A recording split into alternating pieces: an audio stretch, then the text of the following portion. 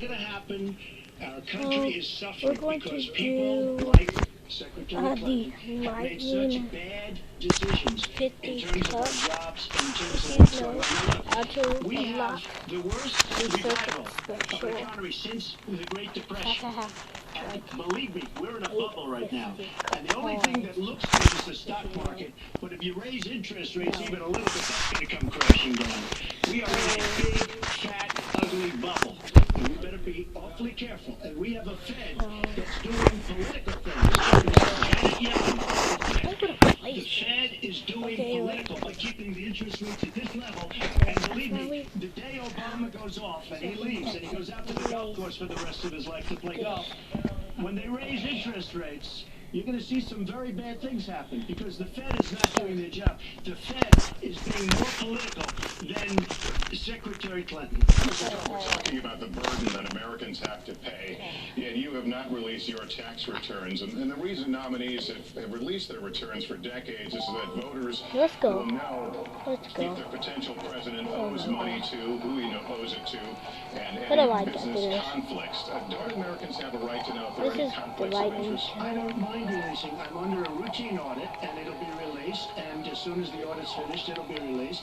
But you will learn more about Donald Trump by going down to the federal elections, where I filed a 104-page, essentially financial statement of sorts, the forms that they have.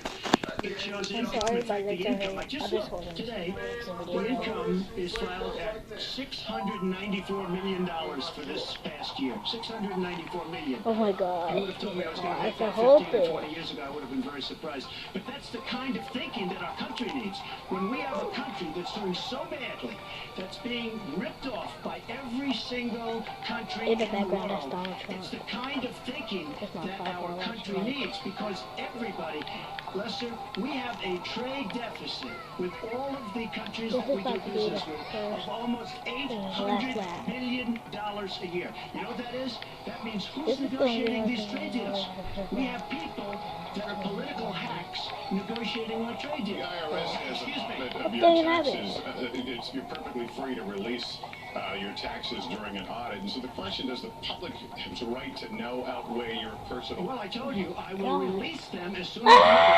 I've been under audit almost for 15 years. I know a lot of wealthy people that have never been audited. I said, do you get audited? I get audited almost every year. Oh my God. And in a way, I should be complaining. I'm not even complaining. I don't mind it. It's almost become a way of life. I get audited by the IRS, but other people don't. I will say this. We have a situation in this country that has to be taken care of.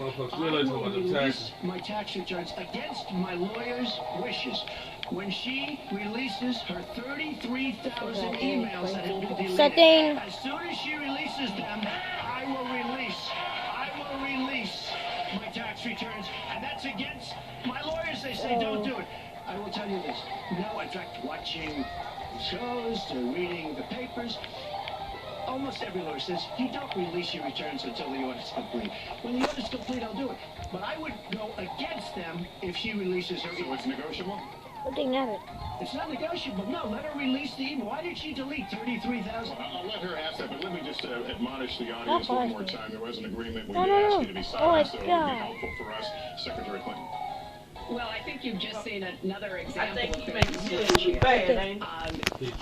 for 40 years, everyone running for president has released their tax returns. You can go and see nearly, I think, 39, 40 years of our tax returns, but everyone has done it. We know the IRS has made clear there is no prohibition on releasing it when you're under audit. So you've got to ask yourself, why won't he release his tax returns? And I think there may be a couple of reasons. First, maybe he's not as rich as he says he is. Second, maybe he's not as charitable as he claims to be. Third, we don't know all of his business dealings, but we have been told through investigative reporting that he owes about $650 million to Wall Street and foreign banks. Or maybe he doesn't want the American people, all of you watching tonight, to know that he's paid nothing in federal taxes, because the only years that anybody's ever seen were a couple of years when he had to turn them over to state authorities when he was trying to get a casino license, and they showed he didn't pay any federal income tax. So That makes if me he's smart. paid zero, that You hear means that zero nigga say it for makes you troops, smart. zero for vets, zero for schools or health. And I think probably he's not all that enthusiastic about having the rest of our country see what the real reasons are, because it must be something really important, even terrible, that he's trying to hide. And the financial disclosure statement, they don't give you the tax rate. They don't give you all the details that tax returns would.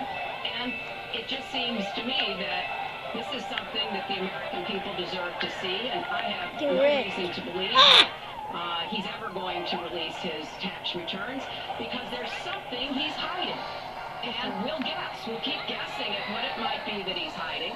But I think the question is, were he ever to get near the White House, what would be those conflicts? Who does he owe money to? Well, he owes you the answers to that, and he should provide them. He also raised the issue of your emails. Do you want to respond to that? I do. You know, I made a mistake using a private email. That's for sure. And if I had to do it over again, I would obviously do it differently. Dang, it's so I'm not bright. making any excuses. It was a mistake, and I take responsibility for that. Mr. Trump? That was more than a mistake. That was done purposely. Okay, that was not a mistake. That Like, was- can you turn off that light? When you have your staff taking the Fifth Amendment, taking the Fifth, so they're not prosecuted. When you have the man that set up the illegal server taking the Fifth, I think it's disgraceful. And believe me, this country thinks it's disgraceful. It really thinks it's disgraceful also. As far as my tax returns, you don't learn that much from tax returns, that I can tell you. You learn a lot from financial disclosure. And you should go down and take a look at that.